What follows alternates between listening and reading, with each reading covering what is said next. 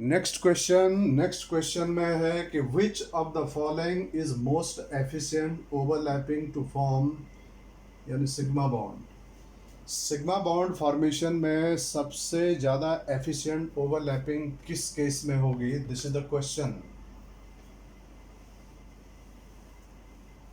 अब इसमें भी एग्जैक्टली अगर आपकी कॉन्सेप्ट अगर क्लियर नहीं होगी तो बहुत चांसेस है कि यहाँ भी आंसर के रॉन्ग होने की जो कि प्रोबेबिलिटी हो जाती है।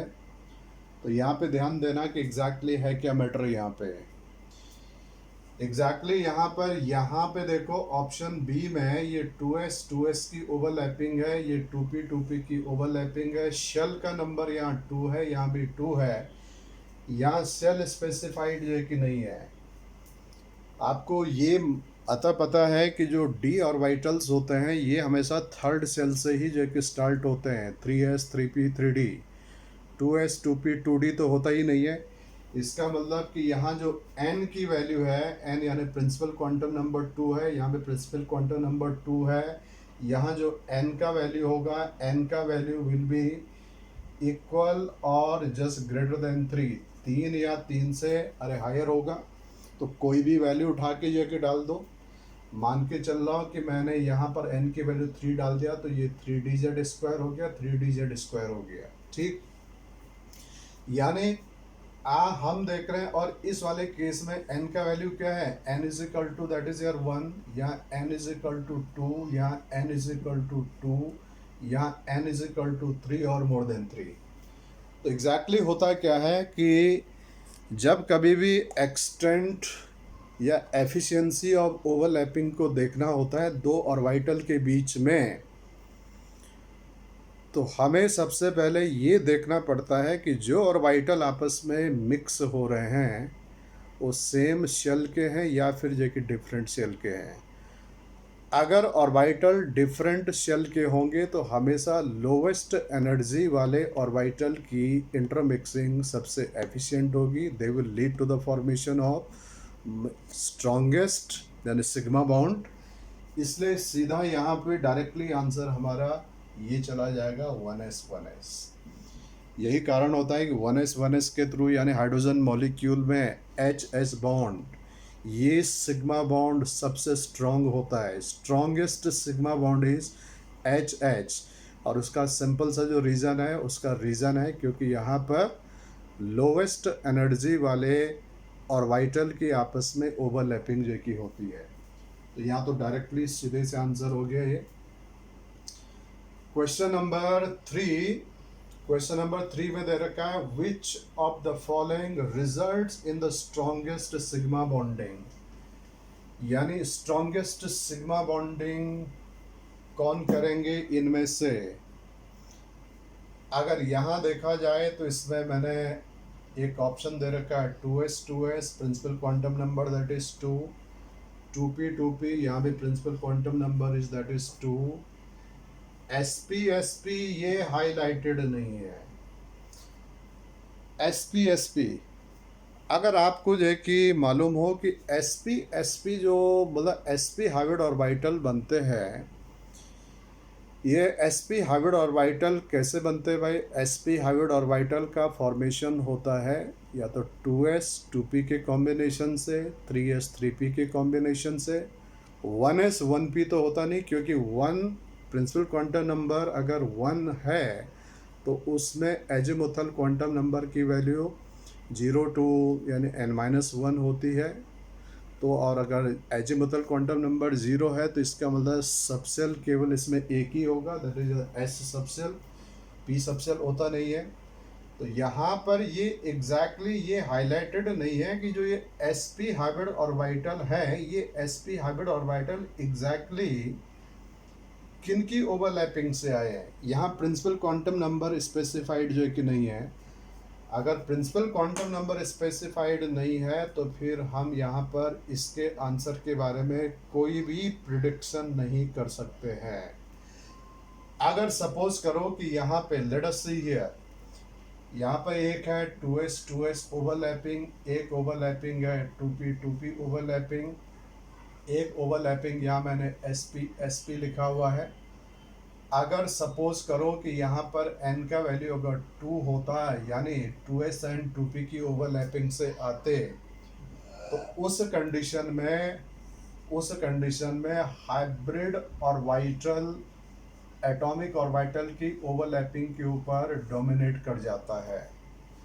ये कंडीशन है जब सेम शेल की यानी बात होती है, तो सेम शेल में ध्यान रखना है कि हाइब्रिड ऑर्बिटल्स का ओवरलैपिंग एक्सटेंट एटॉमिक ऑर्बिटल से यानी हायर होता है।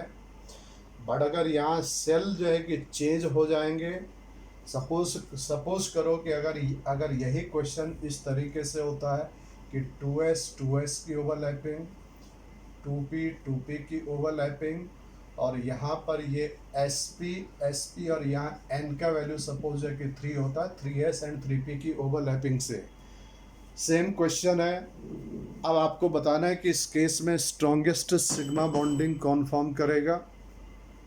तो क्योंकि यहाँ क्वांटम नंबर चेंज हो रही है, इन दोनों जगह क्वांटम नंबर क्या है, सेम है, s and p 2s 2p 2p। इनमें अगर देखा जाए, क्योंकि अब ये तो होगा नहीं, क्योंकि यहाँ तो जो है कि शेल ही चेंज हो गया। ये concept hybrid orbital more efficient overlapping than atomic orbital is valid. This is only valid if n value is same. अगर n का वैल्यू सेम है, जैसे 2 यहाँ 2 यहाँ 2, तब ये कॉन्सेप्ट यानी वैलिड होता है। बट अगर n का वैल्यू चेंज हो जाता है तो ये कॉन्सेप्ट वैलिड नहीं होता है। फिर आपको जो है कि यानी प्रॉपर जो है कि इंस्पेक्शन करना पड़ेगा क्वेश्चन का। यहाँ देखते हैं s एंड s की ओवरलैपिंग में s जो डायरेक्शनल जो के नेचर का होता है, इसकी कोई डायरेक्शन नहीं होती है, जबकि p ऑर्बिटल डायरेक्शनल जो के नेचर के होते हैं, और हमेशा डायरेक्शनल नेचर के ऑर्बिटल की extent of overlapping non directional की कंपैरिजन में ज़्यादा होती है। Directional orbitals undergo more efficient overlapping as compare to non directional यानी atomic orbitals.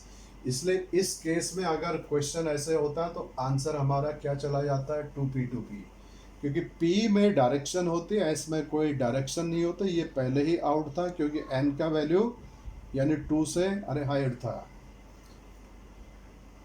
Last question number 4।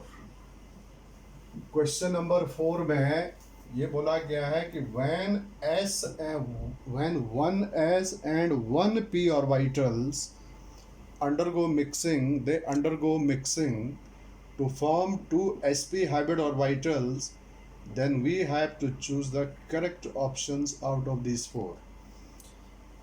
एक s ऑर्बिटल्स है, मान के चलो कि एक s ऑर्बिटल्स है, दूसरा p ऑर्बिटल्स है, और इन दो ऑर्बिटल की जब इंटरमिक्सिंग हो रही है तो इनकी इंटरमिक्सिंग के थ्रू हमें 2 हाइब्रिड ऑर्बिटल जो कि मिल रहे हैं, यानी sp हाइब्रिड ऑर्बिटल्स, एक sp हाइब्रिड। जब 2 एटॉमिक ऑर्बिटल मिक्स करते हैं तो हमेशा 2 ही हाइब्रिड ऑर्बिटल बनते हैं। ये sp मिला, ये भी sp मिला। अब ऑप्शंस को अगर हम देखते हैं तो ऑप्शन में बोला गया both hybrid orbitals are identical. ये हाइब्रिड ऑर्बिटल्स और ये हाइब्रिड ऑर्बिटल्स दोनों आइडेंटिकल हैं, ऐसा ऑप्शन में ये कि लिखा हुआ है। अगले ऑप्शन में लिखा है both hybrid orbitals are non identicals, मतलब ये नॉन आइडेंटिकल है। अगला दे रखा है दे मे बी आइडेंटिकल और they may be non identical. Last option में दे रखा we can not do any type of the prediction on this. तो मैं आपको इसका आंसर बता देता हूँ।